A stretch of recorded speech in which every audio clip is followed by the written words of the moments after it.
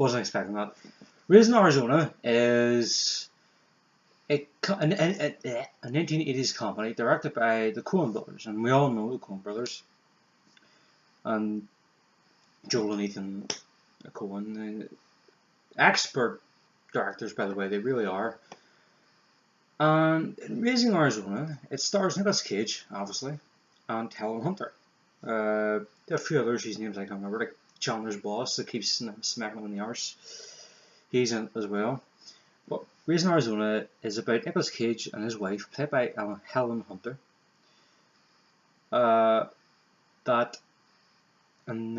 they want to have to start a family, but his wife can't do that because she's infertile, and all that jazz. And so what they decide to do is this really popular, rich, ignore that, businessman. Interesting. Businessman. Basically, he has another kid, and they decide to steal him.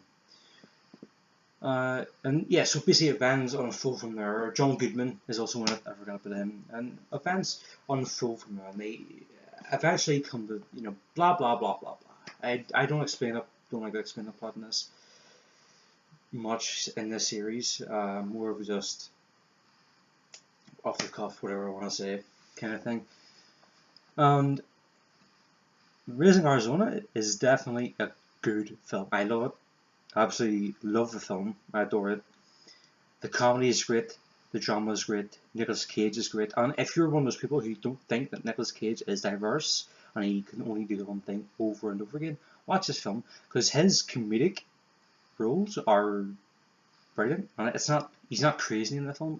He's never goes off the rails and shouts and everything. He doesn't do that. He doesn't moan about bees. I still don't think so. I hope he doesn't.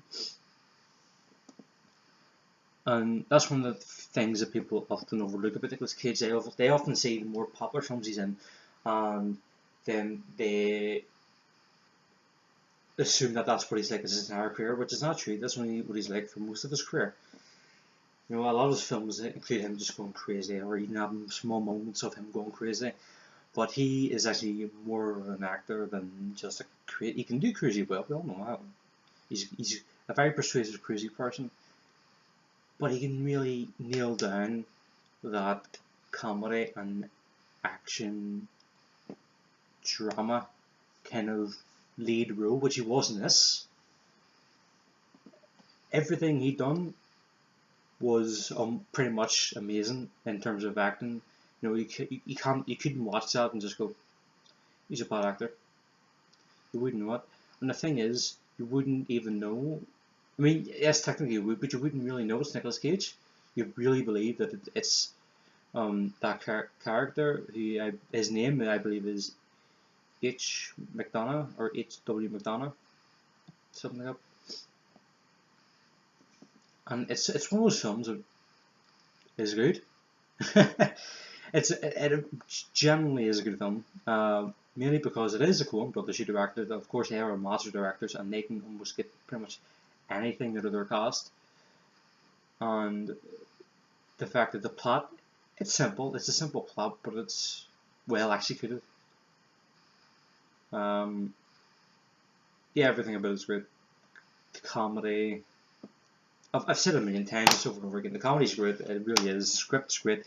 You can actually feel that there's chemistry between Cage and Hunter, which is one of the main things you need in a film. You can't have two stars who do not have any on-screen chemistry whatsoever, because it won't work. It really won't. You'll not get the same. You'll get sort of that forced delivery of lines that make you think. No. And I don't buy into this film. Pretty much shouldn't, not along those lines. And I think a lot of that does come down to the fact that it's the Coen brothers, or maybe Helen Hunter and Nicolas Cage actually did. Nicolas Cage really did have a good chemistry together, which I do believe so, because there's almost no Nicolas Cage film where his lines sound forced to another person. Like they always sound somewhat like what a normal person would speak like, which is massively important as well. But yeah, this film is pretty damn good. It's funny, it's laughable, in a good way, not because it's a bad film way. The script's good, the acting's good, it's directed well, the screenplay, everything about it is executed. Not the best, obviously, otherwise it would probably be one of the best films that's ever been made, which it's not. But it's definitely a well above average film, I think. And especially because it's 80s, and I have a soft spot for the entire 80s sort of thing.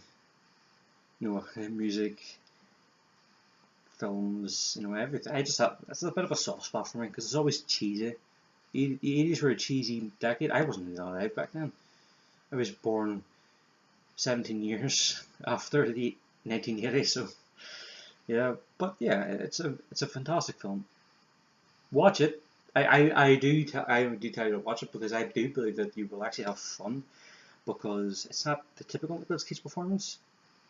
Back then he was still sort of trying to push out of a mold, which was not exactly a lead person, which he later on did become to be, obviously, because he's such a big household name now.